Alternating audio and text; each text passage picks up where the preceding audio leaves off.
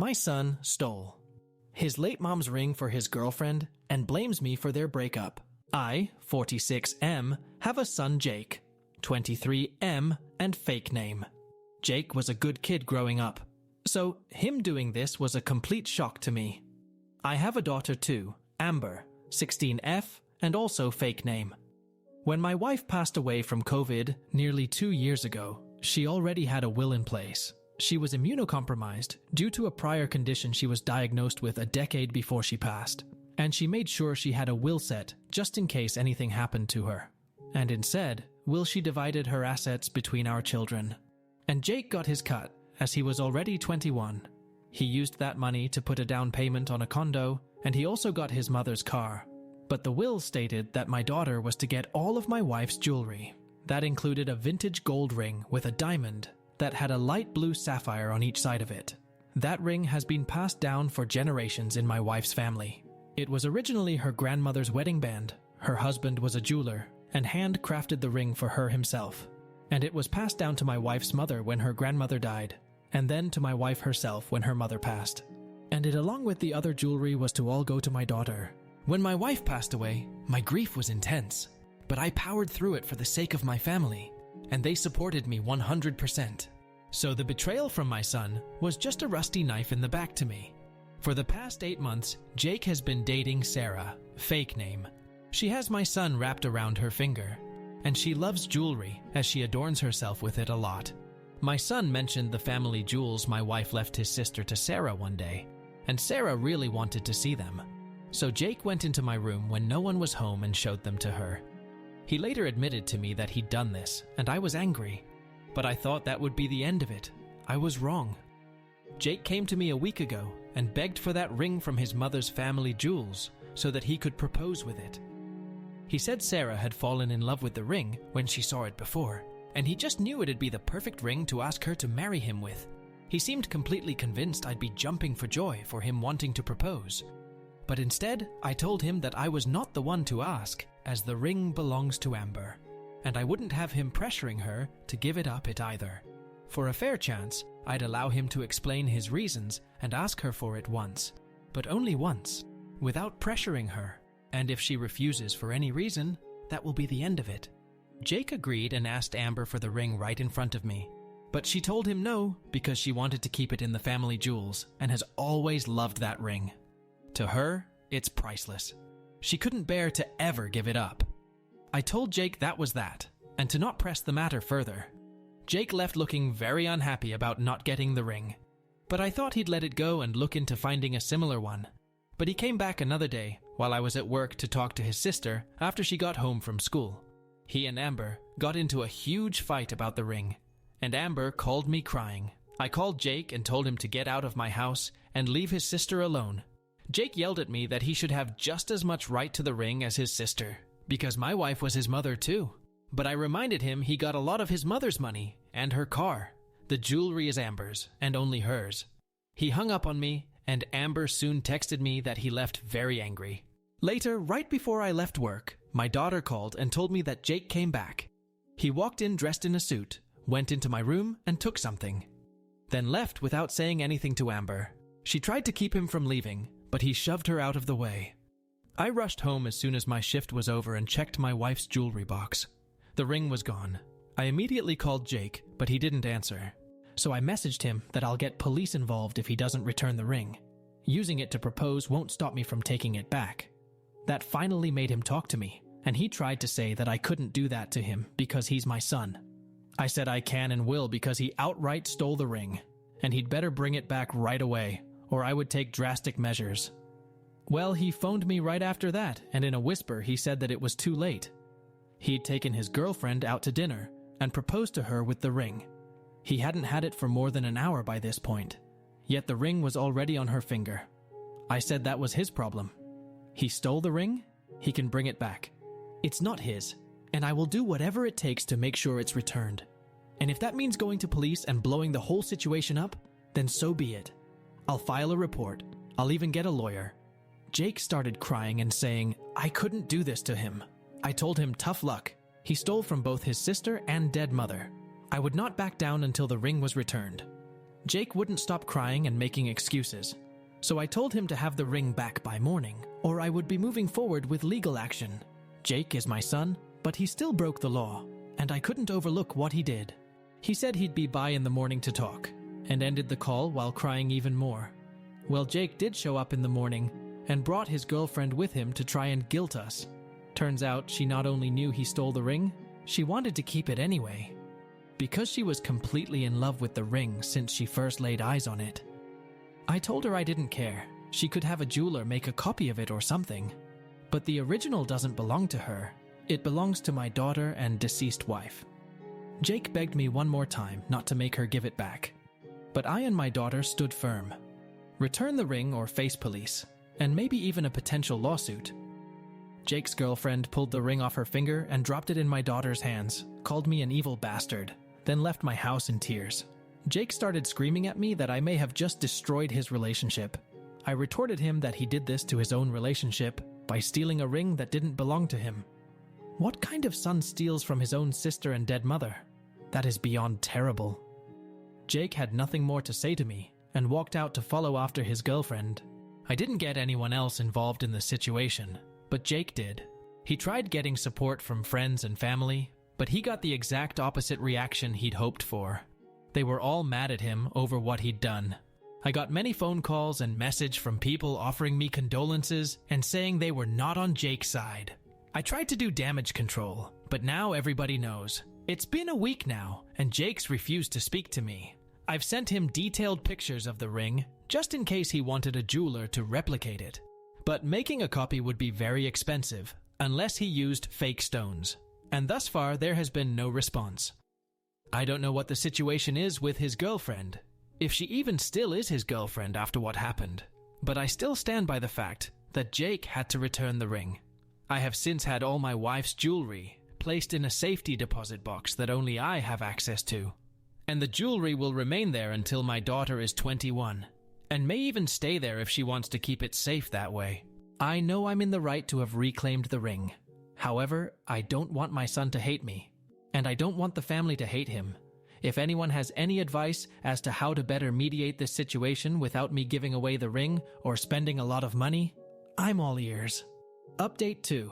Well, my son's girlfriend Sarah has officially broken up with him. He's devastated and blaming me.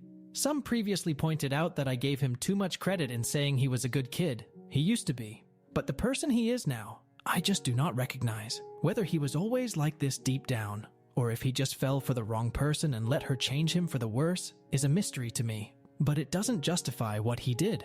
My son had the pictures I sent him so that he could try and replicate the ring, and took them to a jeweler.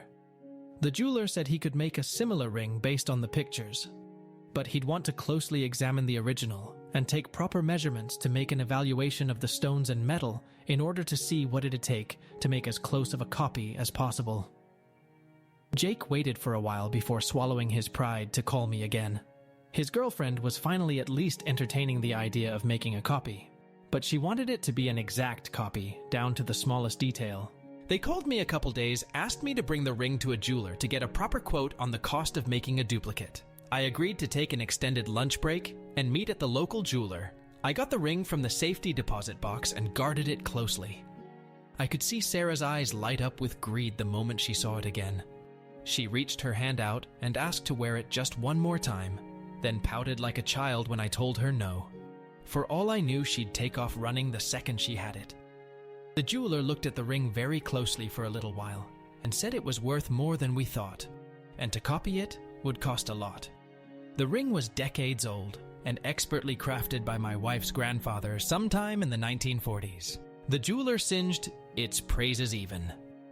The diamond and sapphires were decently large for an engagement ring, and the ring itself didn't use a slim gold band, but a pretty thick and heavy one made of what was estimated to be 18-karat gold. But there was more. The stones themselves were set in platinum, and the ring had many ornate floral carvings on it. The stones alone needed to make an identical ring was more than Jake's current budget, and not including antique value. Making a copy of a ring like that, with that variety of materials, would cost a lot in time and labor, because every part of it would have to be handcrafted. If was 5 times what Jake had saved. The best he could have done would be to make a down payment and then spend years in debt. Sarah enthusiastically wanted Jake to have the ring made anyway, but the cost was just too much. So, the jeweler suggested they have one made that just looks the same. It didn't need to be made of the exact same materials. They could use a center stone that just looked similar to diamond and replace the platinum with a similar metal I can't remember the name of, but it would have reduced cost by a lot. There was also a suggestion of looking for a modern ring that looks similar that's already made, which would be far cheaper as well. In fact, the jeweler already had 3 rings set aside that all looked somewhat similar with a central diamond and sapphires, and all very reasonably priced.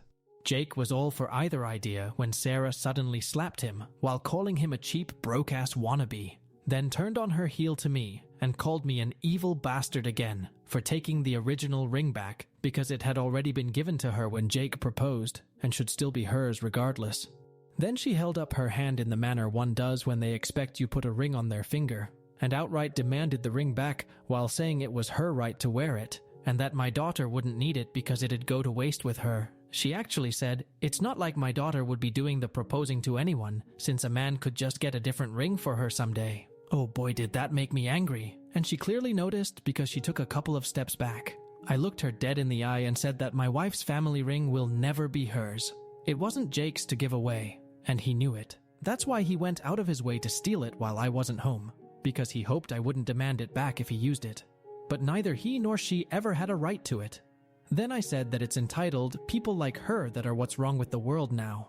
She acts like whatever she wants should be handed to her. And she's lusted after my wife's ring ever since Jake first showed it to her. That whole speech was a bit long-winded with some conjecture, I know. But I just couldn't hold myself back verbally anymore. My wife used to tell me that if I wanted to insult someone, I always figured out exactly what to say. After I said all of that to Sarah's face, she aimed to slap me too. But I guess the look in my eyes was enough to make her turn away and storm out instead, while very loudly making some sort of unintelligible tantrum noises that hurt my ears. She even intentionally knocked down a counter display on her way out. Jake was glaring at me with absolute rage, but didn't say anything until I asked him why he was with this awful woman. And he just said that he loved her and followed after. To his credit, she is very beautiful, but it's really just skin deep. Sarah wouldn't talk to Jake for a while, and then, a few days later, told him they were through because she felt like he didn't value her enough to get her the ring she deserved, and that she couldn't imagine having a miser like me as a father-in-law. She said she felt thoroughly humiliated by me, and cried that people all think she's a gold digger now. But I don't think they are wrong. I mean, she slapped my son just for suggesting they make a cheaper version of an expensive ring he could not afford. Then threw a massive tantrum just because I wouldn't hand over the original when she demanded it. That's the behavior of a gold digger if I've ever seen any. And while it is an assumption on my part, exactly how long would Sarah have stayed with my son if someone rich came along and swept her off her feet? Would she have been inclined to still stand by him? Something tells me not so. I honestly feel like she just wanted the ring, and nothing else. Right after the incident with the breakup, Jake did try to get in my house again while I wasn't home. To do what, I have no idea. But if I were to speculate, he may have been after the cash in my gun safe, or thought the family jewels were still in the house. I hadn't told him at that point that I'd had them stored away in a deposit box, and I really didn't want to think my own son would break in for either of those reasons. But he stole from us once. He could do it again. Someone here suggested I replace the locks on my house, and I did. So Jake's key would no longer work. I'm looking into getting cameras put in now too. My daughter Amber called me after Jake showed up and said she was terrified while he was banging on the front door and demanding to be let in. I called his cell and he didn't pick up, but I guess it spooked him because Amber said he left right after his phone started ringing. He has a set ringtone for me, so he knew it was me calling in an instant. Jake called later that evening, but before he could start yelling at me, I demanded to know what the hell he was doing trying to break into my house while I wasn't home earlier. He scared his sister and she nearly called police. Jake dodged the question by being angry about me changing the locks because I don't trust him. I said, damn right I don't trust him. Not after what he did. Jake fired back that I couldn't just be happy for him, and that if his mum was still alive, she'd have wanted him to use the ring to propose. I saw red and said that if she wanted that, she'd have willed it to him. So he began whining and saying it was all my fault. He explained exactly what Sarah said when she broke up with him, and how she called me a miser, among other things. Then ranted about how I always thought Sarah was never good enough for him. But I pointed out he was putting words in my mouth. I never said she wasn't good enough for him. I barely knew Sarah, and I never once got in the way of him being with her till he stole the ring. He tried to deny that. But I asked him when I'd ever said anything bad about Sarah prior to the ring incident. He really sounded like he was thinking hard. But even he couldn't remember any actual time because I barely saw this woman ever while they were dating. I wasn't even aware they were dating till at least 3 months had gone by in their relationship. But that was all beside the point. What the hell was he trying to get into my house for this time? He refused to answer, so I answered for him. I said if he was after the ring, or any of the other family jewels, they've been moved to a secure, safe location only I have access to. And if he was trying to break into my safe for my emergency cash fund, there's no way he'd get it open. Or if he was there to do any sort of harm to his sister, I'd kick his ass myself. I may have hit the nail in the head with at least one of those things, because Jake just had a long silent pause on the line. Then he told me he's made up his mind to put in for a transfer at his job and sell his condo. He wants to move as far away as possible and never speak to me again. His last words to me were to have a nice life with my favorite child. I don't understand how my son has so completely changed on this level in just a year. I never actually called Sarah a manipulative gold digger until recently. I said she had my son wrapped around her finger and she loves jewelry. Though I guess that's not all that different in the long run. But in truth, she is a manipulative gold digger. Especially after the drama act she put on to try and keep a ring that was never hers. I mean, she spent days in bed crying over a ring she knew was stolen, and then had her huge tantrum at not being able to get it back or copy it. And now because of her, my son has chosen to wash his hands of me and his sister altogether. I am devastated. But at the same time, furious that my son would do such things just to appease this witch of a woman he'd only been dating 8 months. That's not enough time dating before proposing. I dated my wife for over 2 years before popping the question. I shudder to think what things would have been like if that witch had married my son. I know Jake is going to blame me for a long time, and I'm not sure if we'll ever speak again.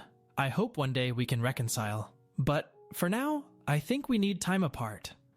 Amber is also very upset. She's extremely thankful I got the ring back for her, but she's just as shocked as I was that Jake has become like he is now. And she's referring to him as a brute for how he shoved her aside when he stole the ring, and also calling him a simp, whatever that means. Thankfully, she has a great support system with me and the rest of the family. Something I know Jake doesn't have right now.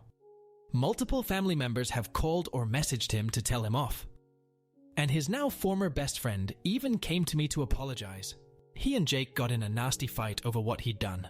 And when his own best friend since elementary school didn't see things from his side, Jake cut him off too. Jake's ex-girlfriend Sarah also got in trouble with her own family. Her parents contacted me to ask for my side of the story, and then apologized for their daughter's behavior. They only knew a small bit of what happened, but were appalled to hear about the way she'd acted. Like Jake, they said she used to be a much kinder person, but in the past few years, she's changed so much. They are severely disappointed in her. They were also covering half of the rent to her current apartment, and are now telling her that when her lease is over, they will not be renewing it with her. She can either pay the full rent herself or look for somewhere else to live. And now she's going around cursing my name and saying this is all my fault. What is it with people these days? It's like ever since all those memes about entitled people on the internet have exploded, it just made more people like them. When I was Jake's age, I only saw people like that on rare occasions. Now they're everywhere. I've seen 2 in the local supermarket this year even. And they're spreading their toxicity like a flood on the world. I can only hope one day my son comes to his senses and finds happiness again. Whether or not he chooses to speak with me ever again, I'll hold out hope he'll one day return to being the kind person he once was.